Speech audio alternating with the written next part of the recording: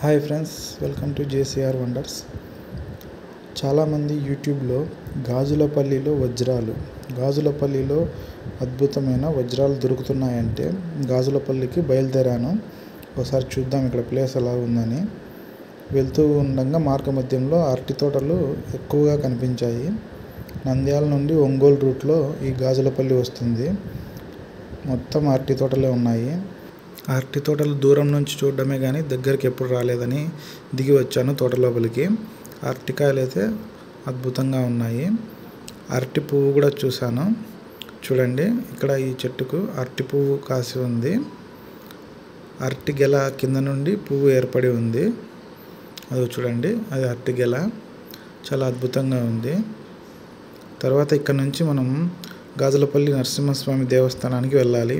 Road ఏమో సూపర్గా ఉంది. హైవే మార్గము. రోడ్డుకు రైట్ లెఫ్ట్ రెండు పక్కల నల్లమల్ల అటవీ ప్రాంతం అన్నమాట. భయంకరమైన అడవి ప్రాంతం. రైట్ సైడ్ వెళ్తుండగా గాజులపల్లి నరసింహస్వామి దేవస్థానం కింద ప్రవహించే ఒక ఏరులాగా ఉంటుంది, వాటర్ ఫాల్ది. ఆ ప్రాంతంలో ఎక్కువ వజ్రాలు దొరుకుతాయని చూసాము. మొత్తం అడవే ఫ్రెండ్స్. వాటర్ అయితే ఒక డ్రాప్ కూడా లేదు. మొత్తం వర్క్ కోసం చాలామంది అక్కడ మట్టి తొక్కొని వెళ్తున్నారు. వజ్రాలు కదా, కనీసం సూది ముక్కరాలు కూడా దొరకడం లేదు ఇక్కడ. అంతా ఫేక్ న్యూస్ ఉన్నాయి మ్యాక్సిమం.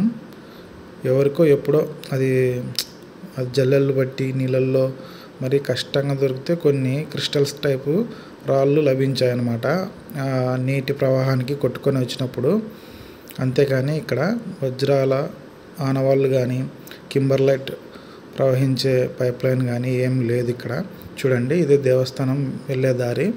ఇదే బ్రిడ్జ్ అన్నమాట. ఇక్కడ హైవే నుంచి ఈ బ్రిడ్జ్ పైన ఇలా వెళ్తే ఆ పైన కనిపిస్తుంది కదా, అది నరసింహస్వామి టెంపుల్. ఏం లేవు ఫ్రెండ్స్, దయచేసి ఎవరు రావద్దండి ఇక్కడికి. చూడండి, ఈ బ్రిడ్జి కిందనే ఆ నది ప్రవహించేది. రెండు వైపులా అడవి, మొత్తం చెట్లతో నిండిపోయి ఉంది. విష సర్పాలు, తేళ్ళు, జర్రులు, మండ్రగబ్బలు, క్రూర మృగాలు సంచరించే ప్రాంతం. దయచేసి ఎవ్వరు రావద్దండి ఫ్రెండ్స్. మీరు రావాలనుకుంటే గుడికి రావచ్చు. వజ్రాలు వెతికేకి మాత్రం ఇక్కడికి రావద్దండి. Thank you.